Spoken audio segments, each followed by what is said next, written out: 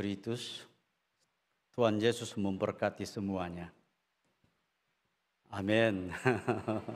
제가 이렇게 말하면 어느 나라 말인지 아시겠죠? 아까 우리 목사님께서 인도네시아라 그러셨는데, 제가 인도네시아 선교사입니다. 90년에 인도네시아 가서 사역하다가 아까 박 목사님 소개 잠깐 해주신 것처럼 3년 전에 제가 본부에 본부장으로서, 사실 2년 전에 한 5년 전에 2년 정도는 훈련 원장으로서 섬기다가 3년 전에 본부장이 되고, 그리고 우리 남일훈 목사님을 이사장님으로 모시고 본부장의 사역을 이번 10월 달에 끝났습니다. 9월 말에 총회에서 끝이 나고, 이제는 저는 세상 말로 백수가 되었는데 평신도가 아니고요, 일반 이제 이등병의 계급장을 달고 현장으로 나갈 준비를 하고 있습니다. 이렇게 아름다운 예배당에서 또 이렇게 선한 열매교회 성도님들과 함께 예배드리게 된 것에 대해서 진심으로 뜨리마까시 합니다. 뜨리마까시면 무슨 말 같습니까? 예? 어떻게 아세요? 와, 우리 선한 열매교회 다 선교지로 가셔도 될 것 같습니다. 제가 그 말의 뜻을 가르쳐 드리지도 않았는데 아시는 거 보니까, 뜨리마까시는 감사하다는 뜻이거든요. 뜨리마라고 하는 것은 받았다는 뜻이고, 까시는 사랑입니다. 그래서 인도네시아 사람들이 이렇게 뜨리마까시라고 인사하면 제가 여러분들로부터 사랑을 많이 받았습니다, 그런 뜻이 되거든요. 다시 한 번 더 뜨리마까시 합니다. 아까 우리 목사님께서 이경근 선교사에 대해서 좀 소식을 좀 전해주면 좋겠다, 그렇게 말씀하셔서 말씀을 우리가 함께 듣기 전에, 나누기 전에 잠깐 소개를 하겠습니다. 알다시피 이경근 선교사는 저하고 거의 같이 선교 사역을 했던 선교사입니다. 필리핀에서 오래 선교 사역하다가 강도를 만나서 총을 5발을 맞고도 살아났던, 용맹했던 우리 동지입니다.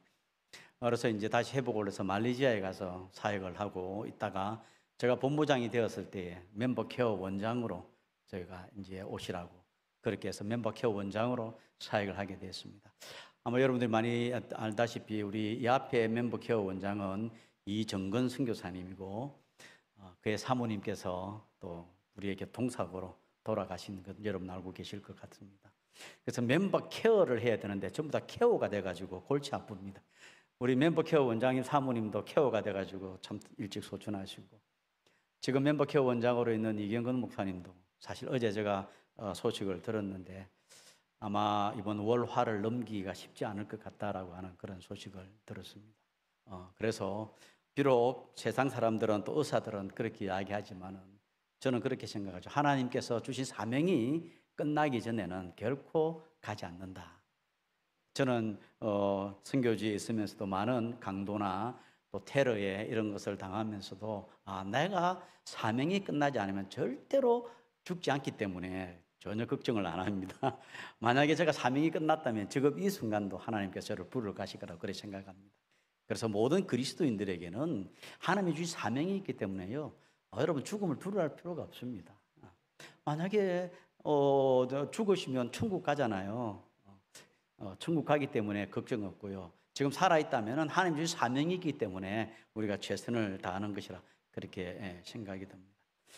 특별히 오늘 본문 말씀을 가지고 잠깐 나누고 또 선교 현장에 대해서 좀 나누고 싶습니다. 본문 사도행전 11장 19절에서 30절 말씀 보면 19절에 이런 말씀이 있잖아요. 그때의 스데반의 일로 일어난 환란으로 말미암아. 그때의 스데반의 일로 일어난 환란이라 그랬습니다. 스데반에게 무슨 일이 있었습니까? 순교를 당하잖아요, 그죠? 그러면 제가 한번 물어볼게요. 왜 스데반이 돌에 맞아서 순교를 당하나요? 왜 돌에 맞아서 순교를 당했나요? 아마 여러분 다 알고 계실 텐데 답하기가 좀 그래서 그럴 겁니다. 어떤 사람이 그러더라고요. 설교를 너무 길게 해서 그렇대요. 여러분 사도행전 7장이 스데반의 설교입니다. 쭉 들어보시면 그냥 읽어도 참 길기는 길어요. 근데 그걸 이제 누가가 다 적었으니까 좀 안 길었겠나는 생각이 드는데, 그거는 그냥 해보는 농담이고요. 스데반이 사실 돌에 맞아 죽은 이유는 2가지 이유 때문에 그렇거든요. 첫 번째는 뭐냐면은 거룩한 곳을 회방했다는 것입니다. 그 말은 뭐냐면 하나님의 성전에 대해서 나쁜 말을 했다. 그리고 회마했다. 그런 뜻이 되고요. 또 하나는 뭐냐면 율법에 대한 이야기입니다. 유대인들이 늘 이제 중요하게 생각했던 두 가지거든요. 하나는 예루살렘 성전이고 또 하나는 율법입니다. 그런데 이 스데반이 이 두 가지를 회마했다고 해가지고 고발이 들어가서 공회가 열리게 된 거거든요. 그러면은 여러분, 이 스데반이 사도행전 7장에서 쭉 있는 그 스데반의 설교 내용 가운데서 왜 그러면은 이 유대인들이 스데반을 죽이려고 하냐면, 첫 번째는 그 예루살렘 성전 문제다 그랬잖아요. 그죠? 유대인들이 이렇게 생각한 거예요. 하나님은 예루살렘 성전에 계신다고 생각했습니다. 그래서 모든 유대인들은 안식 절기가 되면 예루살렘 성전에 와서 하나님을 예배드리고 하는 그것이 진짜 하나님을 섬긴다고 생각한 것 같아요. 그래서 하나님은 예루살렘 성전에 계신다. 그런데 하나님의 본래 그것은 하나님의 성전에 계시는 것이 아니고 하나님은 전 우주에 계시는 분이잖아요. 그렇잖아요, 그죠? 그런데 이 유대인들은 예루살렘 성전으로만 모이는 겁니다. 하나님께서는 유대인들을 택한 이유가 뭡니까? 아브라함을 택한 이유가 네가 축복의 통로가 되어라 그랬잖아요. 축복의 통로가 되어야 되는 거거든요. 복의 근원이 되어야 된다는 거 아닙니까? 그 말은 뭐냐면 모든 세계에 수많은 종족들이 있는 데에 그중에 진짜 하나님을 아는 민족은, 야훼를 아는 민족은 너희들밖에 없다. 다른 모든 민족들은 하나님을 알지 못해. 그래서 너희들의 아는 그 하나님, 야훼 나를 알지 못하는 우상을 섬기는 그들에게 가서 가르치라는 것이죠. 그런데 유대인들은 예루살렘 성전에만 모이는 것이죠. 그래서 사도행전 7장에 보면 스데반이 그렇게 이야기하는 거예요. 하나님은 사람의 손으로 만든 그곳에만 계시는 분이 아닙니다. 이렇게 이야기합니다. 쉽게 이야기하면요, 우리 선한열매교회 예배당 너무 아름다워요. 사실 이게 짓고 있을 때 제가 와봤거든요. 그리고 헌당 예배할 때도 제가 왔었고요. 너무 아름답습니다. 근데 제가 여기 서가지고 여기 하나님이 안 계십니다 그러면 여러분 어떤 마음이 드세요? 기분 좋겠어요? 아니, 저 선교사가 어디서 굴러먹다가 와가지고 이렇게 아름답게 지었고 이렇게 우리가 헌신해가지고 헌금해가지고 지은 이 예배당에 하나님이 없다고 그래? 저 쫓아내라고 아마 그럴 것 같아요. 이 사실 스데반의 설교가 그거거든요. 하나님이 만든 거룩한 곳에만 하나님이 계시는 것이 아니라 전 우주에 계시는데 하나님이 경배를 받아야 되는데 저 족속들은 모르고 있으니 너희들이 가라는 것이죠. 그래서 첫 번째는 이 거룩한 곳의 문제 때문에 이 유대인들이 화가 엄청나게 된 것이죠. 두 번째 문제는 율법의 문제입니다. 유대인들은 율법을 행해야 구원이 있다고 생각했어요. 그래서 모세오경 열심히 읽고 조항을 만들어 놓고 그걸 다 행하려고 했었어요. 그런데 스데반은 뭐라고 합니까? 우리의 구원은 율법을 행함으로 있는 게 아니에요. 이 땅에 오신 예수 그리스도, 여러분들이 십자가에 죽인 예수 그리스도, 그분이 십자가의 죽으심을 통해서 우리 죄를 용서해 주셨고 그분이 우리의 구세주예요. 그분을 믿어야 돼요. 그분을 영접해야 돼요. 그러니 이 유대인들이 참을 수 있겠습니까? 여러분들이 십자가에 죽은 그 예수 그리스도가 하나님이 보낸 메시아인데 우리는 그분을 영접해야, 믿어야 구원이 있어요. 율법이 아니에요. 이 두 가지 문제에 의해서 이 스데반은 결국은 돌에 맞아 순교를 당하게 됩니다. 이 사건이 사도행전 7장이 굉장히 중요한 교회사에 있어서 중요한 부분이거든요. 왜냐하니까 이 복음이 이제는 유대인 중심에서 이방인 중심으로 나아가게 되는 핵심적인 설교의 장이 거기 7장이 되는 겁니다. 그래서 11절에 보면 그때에 스데반의 일로 일어난 환난으로 말미암아 흩어진 자들이, 그렇게 나오는 것이죠. 그 일 이후에 스데반의 이후로 많은 핍박이 생기게 됩니다. 그런데 여기에 흩어진 무명의 평신도들이라는 겁니다. 선교 역사를 과거에서부터 쭉 살펴보면요, 목사, 선교사를 통해서 많은 사람들의 선교 구원을 받는 것보다는요, 무명의 평신도들의 헌신을 통해서 수많은 사람들이 주님 앞에 돌아오는 역사가 있게 됩니다. 사도행전 11장에 무명에 흩어졌던 이 평신도들이 흩어져 가지고 어디까지 도망을 오나 안디옥까지 와 가지고 거기서부터 이제는 전에는 유대인들에게만 복음을 전했는데 안디옥에 와 가지고는 다른 헬라인을 많은 그런 이방인 사람들에게 복음을 전했다는 겁니다. 그렇게 복음을 전했을 때에 하나님의 선한 손이 그들과 함께했다. 이게 그래서 오늘 복음 때문에 흩어진 자들이 과연 어떤 삶을 살았는가 하는 말씀을 우리가 묵상해보고 말씀을 듣고 우리도 한 사람의 주님을 믿는 한 사람의 성도로서 우리는 어떤 삶을 마지막 시대에 가야 될 것인가를 한번 나눠보고 싶은 생각입니다. 여기 보면 하나님의 손이 21절에 주의 손이 그들과 함께 하심에 수많은 사람들이 믿고 죽게 돌아오더라. 복음 때문에 흩어진 자들의 그들의 신앙생활은 복음 전파의 삶을 살았다는 것입니다. 초대교회의 부흥의 역사뿐만 아니라 세계 선교의 많은 역사 가운데서 한국교회의 역사 가운데서도 아마 그럴 겁니다.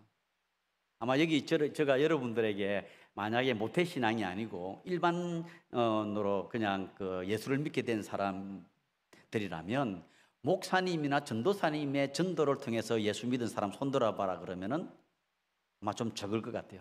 그러나 친구를 통해서 아는 사람을 통해서 예수를 믿은 사람을 예수님을 알게 된 사람을 손들어봐라 하면 더 많은 사람이 손들 거라고 저는 그렇게 생각합니다. 실질적으로 정말로 목사님이나 선교사님 이런 사람들이 전도해가지고 들어오는 사람보다는요 일반 여러분들의 학교 다니는 친구를 통해서 직장 동료를 통해서 이런 일반 성도들을 통해서 하나님을 믿는 경우가 많이 있다는 것입니다. 그래서 우리는 예수 그리스도를 구주로 믿는 우리는 선교사적인 삶을 살아야 된다는 겁니다. 내가 어떤 직장에 있고 어떤 일을 한다는 것에 있을 때 나는 나의 일이고 복음 전하는 일이 아니다 이게 아니고요. 나의 살고 있는 그 삶의 현장이 바로 선교 현장이 되는 것입니다. 그래서 선교자적인 삶을 살아가는 것이죠. 그렇게 살 때에 하나님의 손이 여러분과 함께 할 때에 놀라운 기적의 역사가 일어난다는 겁니다. 인도네시아는 인구가 약 한 2억 9천만 명이 살고 있습니다. 무슬림 인구가 세계에서 제일 많이 사는 나라가 인도네시아입니다. 그 세계 인구가 세계 네 번째거든요. 무슬림 인구로서는 세계에서 제일 많이 살고 있습니다. 그런데 최근에 많은 무슬림들이 기독교로 개종하고 있는 역사가 일어나고 있습니다. 그 배후에는 저는 생각할 때 하나님의 손이 그 복음을 증거하는 일반 성도들을 통해서 일어나다고 본다는 겁니다. 저는 인도네시아의 동부자바라고 하는 곳에 말랑이라는 곳이 있습니다. 저희 선교부가 시작한 살림 대학이 있고요. 전국 여전도회에서 헌금하고 기대해 주셔가지고 거기 보면 살렘 신학교가 있고 와길 중학교 유치원들이 있는 그 곳입니다. 그런데 그곳에 저희들이 교회가 있는데 어느 날 이 교회에 있는 장로님 부부에게 성령님께서 금요일 날 기도하는데 놀랍게 말씀을 하는 거예요. 너희들은 지금 이 시간에 빨리 바뉴왕이라는 곳으로 떠나라 그랬습니다. 그런데 말랑에서 바뉴왕이까지 가는 거리는 차로 7시간 걸립니다. 그런데 놀라운 것은 그 바뉴왕이라는 곳에 무슬림 지도자를 끼아이라 그러는데 그 밑에 그 학생들이 한 100명 정도 있는 이 끼아이 그 무슬림 지도자가 금요일 밤에 기도하고 있는데 금식 기도하고 하거든요. 무슬림들도 밤에 환상을 보게 되는 거예요. 환상을 봤는데 그 환상 가운데서 흰옷 입은 사람이 나타나가지고 내일 아침 제일 먼저 당신 집 앞에서 만나는 그 사람에게 말을 들으라. 그 사람의 말이 진리다 그러는 거예요. 그런데 아까 얘기했던 그 장로님 부부에게는 금요일 밤에 빨리 바뉴왕이로 떠나라는 거죠. 그리고 제일 먼저 만나는 반유황에 도착해서 제일 먼저 만나는 그 사람에게 복음을 전하라 그랬습니다. 이것은 하나님의 놀라운 주의 손의 인도하심이거든요. 그래서 이 부부가 주의 말씀이기 때문에 순종해서 밤에 차를 몰고 떠났습니다. 이분이 이제 금요 철학기도 같이 하고 새벽에 다 일어나고 문을 열고 딱 나왔는데 보니까 이 부부가 그 집 앞에 차가 도착된 거예요. 이 장로님 부부가 깜짝 놀란 겁니다. 이래 보니까 이 머스짓, 우리는 이제 예배당 그러니까 머스짓 같이 이야기는 그런 곳에서 서게 된 거예요. 그래서 탁 내리가 탁 보니까 한 사람이 딱 나오는데 그 사람이 보니까 이슬람 지도자 기야이에 탁 쏘고 나타난 거예요. 이 양쪽 두 사람이 깜짝 놀란 겁니다. 이 기야이에게 뭐라 그랬습니까? 환상 중에 나타나가지고 아침에 만나는 사람, 그 사람 이야기를 들으라 그랬잖아요. 여기는 처음 만나서 복음을 전하라. 그래서 이 두 사람이 집으로 들어갑니다. 그래가지고 이틀 동안 계속 서로 이야기하고 하는 가운데서 아마 여러분들이 인도네시아라든지 동남아에 가면, 무슬림에 가면 그 아잔이라는 게 있잖아요. 알라우 아까바르 라일라일라라 무하마드 라수 이래가지고 막 기도하고 오라고 막 스피커를 하거든요. 거기다가 대놓고 이 기아이가 그렇게 하는 거예요. 나는 지금부터 이샬마시, 이슬람들은 예수를 이샬마시라 그럽니다. 이샬마시를 나의 구세주로 섬기겠다. 나를 따를 자는 나를 따르고 떠날 자는 떠나라 그랬어요. 그러니까 거기에 있는 100여 명의 제자들이 저거 스스로 돌았다고 생각한 거예요. 저 돌한 친구라고. 지금까지 평생을 일라 무하마드가 라술이고 그 하나님 보내신 선지자라고 그러고 알라는 유일한 신밖에 없다고 그렇게 우리에게 가르쳐 놓고 지금 갑자기 저렇게 획 돌았다고 그러면서 제자들이 다 떠나갔어. 그런데 제자들만 떠나간 것이 아니라 그 집에 있는 아들 한 명도 떠났어요. 그 아들이 우마르라고 하는 친구입니다. 이 아버지는 거기에서 예수를 구주로 영접하고 거기서 나와가지고 자기 집에다가 예배당을 시작하게 됩니다. 그러니까 이 아들이 저거 아버지 도저히 나는 못 따르겠다가 뛰쳐나와가지고 배하고 다니다가 말랑의 근교에 기독교 고아원을 들어갔어요. 갈 데가 없으니까. 기독교 고아원에 가가지고도 기독교 교육을 받는 게 나는 무슬림이기 때문에 금요일날 솔랏을 해야 되고 나는 무슬림으로 살겠다. 그래도 이제 기독교 원장이 괜찮다. 그렇게 하라. 그렇게 허락을 해준 거예요. 그 친구 다른 친구는 예배당 가면은 자기는 알코란 외우고 뭐 기도하고 이렇게 하고 있는 거예요. 우리 신학생 한 명이 실습을 거기를 갔습니다. 그래가지고 그 친구가 계속 지나는 가운데서 그랬어요. 야, 한 번만 네 이야기 좀 들어주라. 그럼 무슨 이야기냐니까 한 번만 교회에 가자. 한 번만 가자. 한 번만. 그때가 이제 교회에 부흥회가 있었던 거예요. 청년들 부흥회. 그래가지고 이 친구가 꼬여가지고 이 전도사한테 꼬여서 예배당에 딱 갔는데 그날에 하나님께서 에베소 2장 8절에 구원은 하나님의 선물이다. 너희들의 노력으로 되는 것이 하나님의 선물이다. 무슬림들도요. 구원 얻기 위해서는 유대인들이 율법을 행해야 되는 것처럼 이슬람 사람은 5가지를 행해야 되는 게 있어요.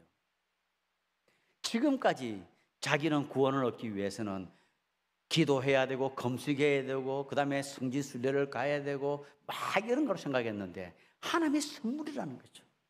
성령님께서 주의 손이 그때에 그 마음을 움직인 겁니다. 그래서 이 친구가 회개하고 나중에 우리 신학교에 들어왔어요. 신학교에 들어와서 훈련을 받고 난 다음에 제가 한국으로 보냈어요. 왜냐니까 한국에 지금 인도네시아의 무슬림들이 2만 명, 3만 명 들어와 있어요. 그들에게 복음을 전할 수 있다면 무슬림을 알아야 되고 복음을 알아야 되니까 그 친구를 보냈어요. 안산에서 3년 동안 사역하다가 저한테 연락이 왔어요. 목사님, 저는 한국이 아닌 것 같습니다. 내 동족이 있는 인도네시아로 가서 제가 무슬림들을 위해서 선교하겠습니다. 사역하겠습니다. 그렇게 하는 거예요. 그래 돌아오라고. 그래 다시 돌아와가지고 무슬림들이 강하게 있는 중보자와 거기 가서 교회를 하면서 무슬림들에게 선교하고 있습니다. 하나님의 손이 함께 하시면 놀라운 복음을 전가하는 그 역사 가운데서도 기적이 일어나게 되어 있습니다. 사랑하는 성도 여러분, 우리 이 아름다운 예배당 지었잖아요. 선한 열매가 많이 맺려야 되잖아요. 선한 열매 중 최고의 열매가 뭡니까? 하나님의 영혼이잖아요. 그러면요, 하나님을 나의 구원받은 우리가 우리 이웃에, 이거 보니까 아파트 단지가 크게 들었었더라고요. 만나는 사람들에게 그리스도의 사랑을 이야기하고 그랬을 때에 여러분 걱정할 필요 없습니다. 하나님의 손이 여러분들을 꼭 붙잡고 인도해 주실 겁니다. 그래서 놀라운 부흥의 역사가 일어날 줄로 믿습니다. 그래서 복음 때문에 흩어진 이들은 하나님의 베풀으신 은혜를 나누는 복음을 전하는 삶을 살았습니다. 이렇게 해서 이제 많은 사람들이 모이기 시작하니까 이 예루살렘 교회에서 소식을 들었어요. 근데 평신도들이 막 전도에 사람들이 모이는데 지도자가 필요하잖아요. 그래서 바나바를 보내게 됩니다. 바나바를 보내니까 바나바가 거기 가가지고 그 사람들은 집이나 모든 것을 버린 게 아니지 쫓겨난 사람들이잖아요. 그러니까 흩어져 사는 사람들이 얼마나 힘들게 살았겠어요. 힘들게 살고 있는 것이죠. 그때에 이 바나바가 가가지고 그러는 거예요. 여러분 삶이 힘들죠? 고통스럽죠? 그래도 우리는 뭐라고 이야기합니까? 여기에 23절에 한번 보시죠. 그가 이르러 하나님의 은혜를 보고 기뻐하여 모든 사람에게 굳건한 마음으로 주와 함께 머물러 있으라 고나니 그러잖아요. 옛날 성경에는요 주께 붙어 있으라 그래 번역되어 있었어요. 이번에 이제 개정판에 보니까 주와 함께 머물러라 있었는데 옛날 성경에는 주께 붙어 있으라 그랬어요. 이 말은 그런 것이죠. 스데반이 여기서 이후에 바나바가 거기 가서 보니까 그 성도들의 삶이 너무 어렵고 힘든 거죠. 사실 사람들이 살기 어려우면 어떤 권력을 찾아보려고 사람을 찾아보려고 막 그런 게 하는 게 있잖아요. 근데 스데반이고 바나바가 그러는 거죠. 여러분 힘들죠? 고통스럽죠? 그래도 우리는 주님과 함께 해야 됩니다. 아무리 힘들어도 주와 함께 머물러 있어야 됩니다. 주님께 붙어 있어야 됩니다. 세상의 권력이나 세상의 물질이나 세상 사람들이 붙어 있는 게 아니고 주님께 붙어 있어야 됩니다.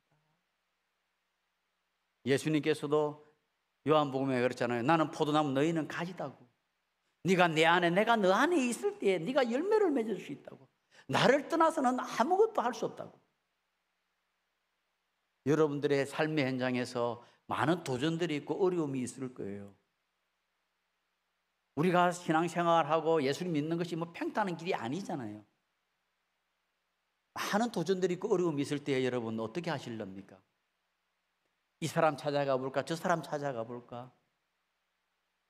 이걸 해볼까? 저거 해볼까? 그러시나요? 그건 필요하죠. 그러나 먼저 우리가 생각해야 될 것은 먼저 그에게 붙어 있는 겁니다. 그와 함께 하는 겁니다. 선교 현장에서 제가 한 30년 정도 지나면서 많은 도전들이 있었습니다. 그 중에 한 가지가 전국 여전도회에서 살렘신학교를 시작하게 해놓고 땅을 사줬어요. 그런데 거기다가 예배당을 지으려고 그러니까 무슬림들이 너무 많으니까 허락을 안 해주는 거예요. 시에 가가지고 시청에 만나가지고 이거 좀 해달라 그래. 그 사람들은 우리는 해주고 싶어. 그래가지고 이제 그 지도자들한테 가가지고 그 있는 마을에 가가지고 우리가 이 신학교를 세우려고 그러니까 좀 허락해달라고. 그러면서 우리가 길을 1km 포장도로 해주고 그다음에 여기는 물을 구하기 어려우니까 우리가 지하수도 뚫어 줄 테니까 좀 해달라고. 거기는 일반 주민들은 너무 좋아했어요. 그런데 이슬람 지도자가 안 된다는 거예요. 죽어도 이 땅에 신학교가 들어오는 것은 반대다 이래 나오는 거죠. 그래서 할 수가 없어서 못했어요. 그런 가운데서 제가 이제 말랑 시내를 다니면서 하나님 그러면은 폐교된 학교를 하나 주십시오. 폐교된 학교면 학교기 때문에 그냥 바로 들어가면 되니까. 그래가지고 이제 하는 가운데서 하나님이 진짜 아름다운 폐교된 학교를 하나 보여줬어요. 보자마자 저건 하나님이 살렘 신학교에 주신 선물이라 생각이 탁 드는, 확신이 드는 거예요. 그래가지고 주인을 만나가지고 어떻게 하자니까 오케이 됐어요. 그래가지고 한 2억 5천 되는데 1억 정도 주고 1억 5천은 1년 안에 갚겠습니다. 약속해놓고 했는데 그러니까 이제 건물을 구입했어요. 학생들 한 7, 80명 데리고 이제 거기 들어갔는데 1년 안에 갚아야 되니까 제가 이제 한국에 와가지고 목사님들을 만나고 목사님 좀 도와주세요. 지금 신학교 1억 5천 빚을 갚아야 됩니다. 그런데 진짜 힘든 거예요. 또 아는 사람들 만나가지고 좀 도와주면 어떻겠냐니까 이것도 힘든 거예요. 사실 이제 96년도니까 97년 이제 IMF 확 터지고 그럴 때인데 어느 하루는 너무 힘이 드는 거예요. 도저히 이게 뭐 잘 되지도 않고 그런 가운데서 제가 요한복음 5장 말씀을 읽게 되었습니다. 요한복음 5장에 보면요 무슨 사건이 있냐면은 베데스다 이야기가 나옵니다. 그죠? 6월절이 돼가지고 예수님께서 예루살렘 가 베데스다 연못가를 가게 됐잖아요. 베데스다에 여러분 연못에 무슨 전설이 있잖아요. 그죠? 그게 무슨 전설입니까? 베데스다 자비의 못 거기에 천사가 내려와가지고 물을 막 움직이면 제일 먼저 들어가는 사람이 낫는다는 그 전설이 있었잖아요. 그러니까 그 베데스다 못가에 수많은 질병을 앓는 사람들이 모여 있었어요. 저는 생각할 때에 아마 천사가 딱 동이면은 아마 소경이 있는 분들은 절대로 못 들어가겠다는 생각이 들어요. 그러니까 중병이 아닌 사람들이 먼저 들어가겠다는 생각이 들었거든요. 그런데 그런 전설이 있는 거죠. 그 예수님 그 길을 갔어요. 거기 가서 보는 가운데서 한 사람을 발견했습니다. 이 한 사람은요 38년 동안 걷지 못하고 안전병으로 있는 사람이었어요. 예수님께서 얼마나 불쌍하게 생각이 됐겠어요. 38년 인내심도 대단하죠. 그죠? 아마 한 살부터는 안 왔을 거라고 생각이 들고요. 아마 부모님이 데려다 놓은지는 모르겠어요. 좌우지간 38년 된 병자예요. 이 병자에게 예수님이 물어보잖아요. 야, 너 낫고자 하느냐? 낫고자 하느냐? 여러분 뭐라고 대답하겠어요? 네, 낫고 싶습니다. 이럴 거 아니에요. 근데 이 38년 된 병자가 뭐라고 대답하는지 아세요? 뭐라고 하겠습니까? 나를 넣어줄 사람이 없습니다. 이렇게 이야기합니다. 한번 생각해 보세요. 물이 동하는데 내가 아픈 환자인데 당신 먼저 들어가라고 해줄 사람이 어디에 있습니까? 그러나 이 38년 된 환자는 사람을 기다리고 있었어요. 누군가 나 도와주겠지. 누군가 나 도와주겠지. 38년의 인내심은 대단한 것이죠. 그때 예수님이 그러잖아요. 나아라. 일어나라. 그때 완전히 나았습니다. 그 모습을 보면서 저 모습이 보이는 거예요. 어떤 모습입니까? 내 지금 어려움이 있는데 기다리고 있어서 이 사람한테 가볼까? 저 사람한테 이야기해 볼까? 이 사람이 도와줄 수 있을까? 저 교회가 도와줄 수 있을까? 이 사람 찾아가보고 저 교회 찾아가봐도 그거 안 되는데. 그래서 제가 회개한 거예요. 하나님 잘못했습니다. 하나님 잘못했습니다. 말은 그의 나라와 그의 의를 먼저 구하라. 그럼 이 모든 것을 다해 주시라 그래 놨는데 실질적으로 어려움을 당하니까 그게 안 됐다는 거죠. 그래서 베데스다에 있는 38년 된 환자를 통해서 저에게 말씀하는 거예요. 네가 그 꼬라지다. 사람을 기다려. 나를 먼저 기다려. 나를 찾아. 그래서 제가 회개하고 주님, 이제 주님을 바라봅니다. 주님을 주인으로 모시고 주님만을 의지하겠습니다. 주님께서만이 능력이 있으십니다. 그래가 내가 맡깁니다. 그랬어요. 그 뒤로부터 마음에 평안함이 오는 거예요, 여러분. 마음이 평안함이 오는 거예요. 아직 빚이 많이 있는데 마음이 평안함이 오는 거예요. 여러분들도 그런 경험이 있을 거죠. 그죠? 어렵고 막 힘들 때에 주님이 기도하고 주님에 맡겨놨을 때 주님이 주신 평화가 오면요, 그 하나님이 해결해 주신다는 거예요. 비록 내 눈에 안 보이더라도 그 뒤에 평화, 하나님 걱정이 안 되는 거예요. 평안하죠. 그 뒤로부터 하나님께서 일을 하시기 시작. 이 교회의 사람을 보내 아는 사람을 통해 가지고 이렇게 해서 문제를 해결해 주시더라고요. 사랑하는 성도 여러분, 이게 복음 때문에 흩어진 그들 정말 어려운 삶을 살았습니다. 그때 바나바가 그랬던 것처럼 주님과 함께 해라. 주님께 붙어 있어라. 우리들의 삶에 있어서도 어떤 도전 가운데서 하나님, 이 문제 내가 어렵지만 주님께 붙어 있겠습니다. 주님께 맡기겠습니다. 그렇게 했었을 때 그 모든 문제를 해결하는 삶의 축복을 체험하실 거라고 믿습니다. 복음 때문에 흩어진 자들은 어떤 삶을 살았습니까? 이제 이 예루살렘에 있던 선지자들이 이 안디옥에 와서 그러는 거예요. 야, 저 예루살렘에 흉년이 들어가가지고 먹기 사기가 너무 어렵다는 거죠. 그리고 거기에 지금 굶어 죽는 사람들이 많이 있다는 소리를 들었습니다. 그때에 거기에 있던 안디옥 교회에 있었던 이 사람들이 어떻게 합니까? 29절에 제 아들이 각각 그 힘대로 유대에 사는 형제들에게 부조를 보내기로 작정하고, 지금 예루살렘에 있는 자기들과 함께 신앙생활을 했던 그 사람이 고통을 당하고 있다, 어려움을 당하고 있다 그러니까 각각 그 힘대로 유대에 사는 형제들 부조를 보내기로 도움을 주고 나누는 삶을 살겠다는 겁니다. 그래서 복음 때문에 흩어진 이들은 부유한 삶을 살지 않았지만 자기 가지 작은 것이라도 서로 사랑을 나누는 삶을 살았던 겁니다. 오늘 저는 우리 선한열매교회의 주보를 보면서 후원 선교사들이 많이 생각납니다. 어렵고 힘든 곳에 있는 이 선교사들을 위해서 여러분들이 그 작은 사랑들을 헌금을 보내주는 것이지 않습니까? 이런 나눔이죠. 나눔의 삶이죠. 예수님께서도 그렇게 말씀하지 않았습니까? 주는 자가 받는 자보다 복이 있다 하셨느니라. 저희가 존경하는 존 칼빈 선생님은 이렇게 이야기했습니다. 하나님께서는 예수를 믿는 모든 자들에게 놀라운 복을 주셨다는 겁니다. 그 축복은 영적인 축복뿐만 아니라 물질적인 축복도 주셨다는 겁니다. 그런데 이 축복을 받은 사람들은 두 부류의 사람이 있다고 이야기했습니다. 한 부류의 사람은 하나님이 준 놀라운 축복을 가지고 거울 앞에 서는 사람이랍니다. 여러분, 거울 앞에 서면 누가 보이나요? 내가 보이잖아요. 여러분, 오늘 거울 앞에 많이 서셨죠?